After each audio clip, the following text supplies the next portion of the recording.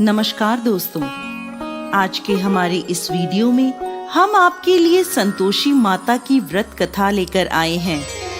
एक समय की बात है, एक बुढ़िया के 7 बेटे थे, जिनमें से 6 कमाते थे और एक ना कमाने वाला था।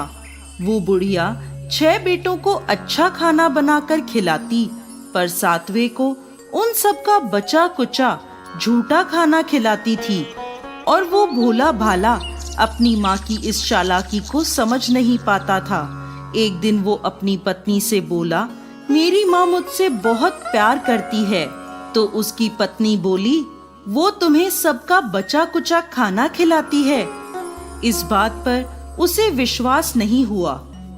एक दिन वो छुपकर देखता है कि माँ अपने 6 बेटों को बड़े प्यार से कई प्रकार के व्यंजन बनाकर बड़े प्रेम से खिला रही है। जब वो 6 खाना खाकर उठ गए, तब माँ ने उनकी थालियों से झूठन इकट्ठी करी और उसके लिए थाली में परोस कर रख दी। जब वो घर आया तो माँ अपने सबसे छोटे लड़के से बोली, खाना खा ले। वो बोला, माँ मैं भोजन नहीं करूँगा, मैं तो परदेश जा रहा हूँ। माँ बोली, कल जाता आज ही चला जा। वो घर से निकल गया और गौशाला में पहुंचा, जहां उसकी पत्नी गोबर के उपले थाप रही थी। अपनी पत्नी के पास गया और बोला, मैं परदेश जा रहा हूँ, कुछ समय के बाद आऊंगा। तुम संतोष से रहना और अपने धर्म का पालन करना। इस पर उसकी पत्नी बोली, स्वामी आप आनंद से जाइए, मेरी चिंता मत करें, मैं तो राम भरोसे यहाँ रह लूंगी। ईश्वर आपकी सहायता करे। अपनी कोई निशानी मुझे दे दीजिए, जिसे देखकर मैं धीरज करती रहूंगी। इस पर वो बोला, मेरे पास इस अंगूठी के सिवा कुछ भी नहीं है, तुम ये रख लो और मुझे भी अपनी कोई निशानी दे दो। वो बोली, मेरे पास तो कुछ भी नहीं है, बस ये गोबर से भरे हाथ हैं। ये कहकर उसने अपने पति की पीठ पर गोबर के हाथ की थाप मार दी। वो चल दिया। चलते चलते वो दूर किसी नगर में पहुंचा और एक व्यापारी की दुकान पर जाकर बोला, भाई मुझे नौकरी पर रख लो। व्यापारी को नौकर की जरूरत थी, तो वो बोला, ठीक है, लेकिन तनख्वाह तुम्हारा काम देखकर ही बताऊंगा। वो वहीं रहने लगा और सुबह 7 बजे से रात को 9 बजे तक नौकरी करने लगा। थोड़े ही दिनों में वो व्यापारी का सारा लेन देन और हिसाब किताब करने लगा। कुछ ही समय में सेठ ने उसे आधे मुनाफे का हिस्सेदार बना दिया। 12 वर्षों में वो नामी सेठ बन गया। इधर उसकी पत्नी को सास और जेठानियां बड़ा कष्ट देने लगी।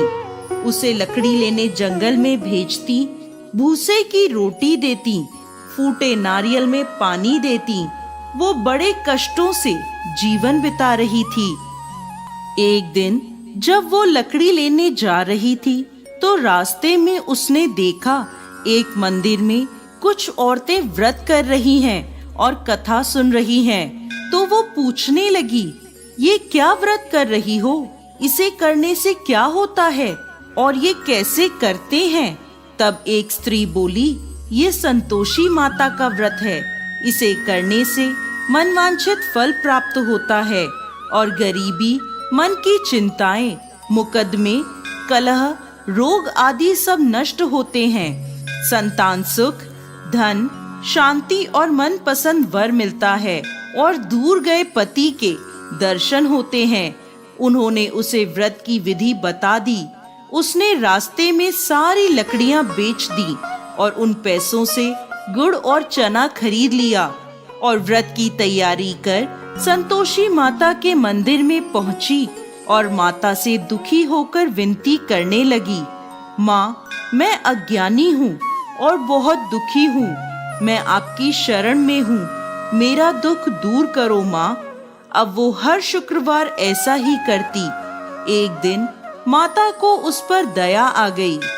एक शुक्रवार उसके पति का पत्र आया और अगले शुक्रवार पति का भेजा धन उसे मिला। अब वो माता के मंदिर में गई और उनके चरणों में गिरकर रोने लगी। बोली, माँ, मैंने पैसे कब मांगे थे? मुझे तो अपना सुहाग चाहिए। मैं तो अपने स्वामी के दर्शन और सेवा करना मांगती हूँ।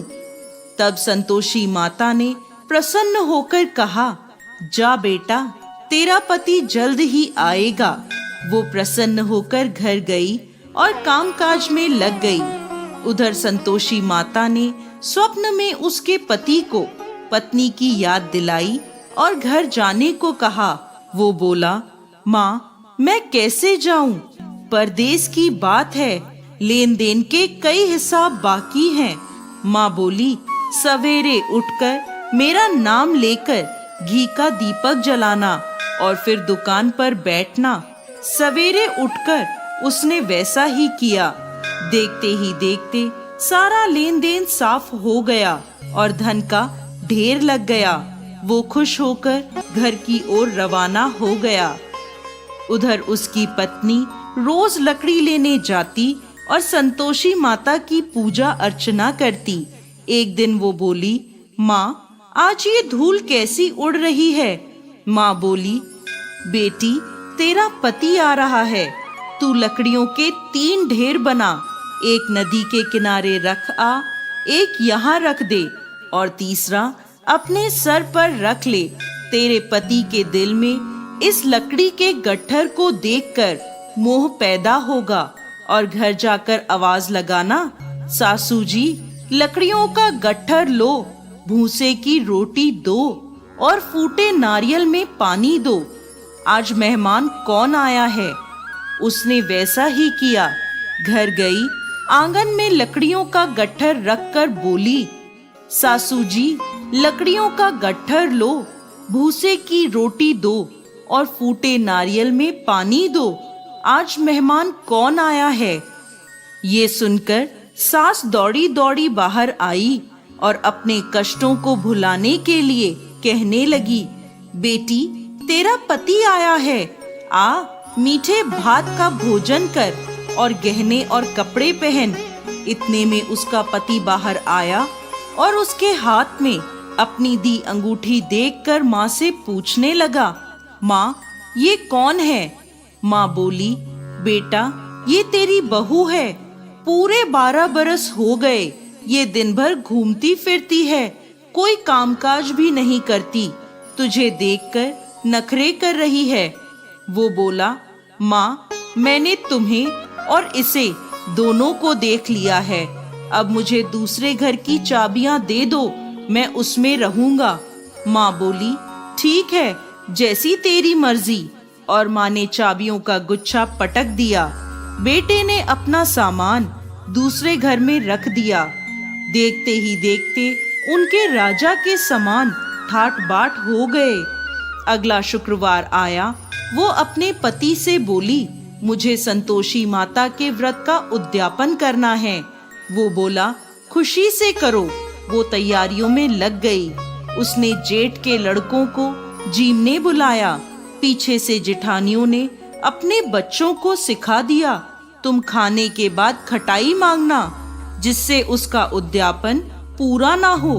लड़कों ने जीमते ही खटाई मांगी। तब वो बोली, नहीं नहीं, खटाई मैं नहीं दे सकती, ये संतोषी माता का प्रसाद है। लड़के बोले, तो फिर पैसे दे दो। भोली भाली समझ नहीं सकी और उन्हें पैसे दे दिए। वो उन पैसों से खटाई लेकर खाने लगे। इस पर संतोषी माता क्रोधित हो गईं। राजा के दूत उसके पति को पकड़कर ले गए। वो बेचारी रोती हुई माता के मंदिर में गई और बोली, माता, ये क्या किया? माता बोली, पुत्री, मुझे दुख है कि तुमने अभिमान करके मेरा व्रत तोड़ा है और इतनी जल्दी सब भूल गई। वो बोली, माता, मैंने तो कुछ गलत नहीं किया। मैंने भूल से लड़कों को पैसे दे दिए। मुझे क्षमा करो, मैं दोबारा तुम्हारा उद्यापन करूंगी। माता बोली, जा, तेरा पति रास्ते में आता हुआ मिलेगा। वो चली गई। रास्ते में उसे उसका पति आता हुआ दिखा। उसके पूछने पर बोला, राजा ने मुझे मिलने के लिए बुलाया था। अगले शुक्रवार उसने फिर उद्यापन किया। जेठ के लड़कों को बुलाया।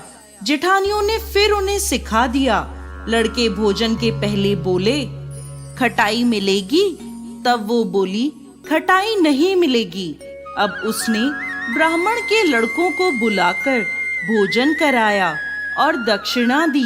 संतोषी माता उससे प्रसन्न हो गईं और 9 महीने बाद उसके चंद्रमा के समान सुंदर पुत्र हुआ।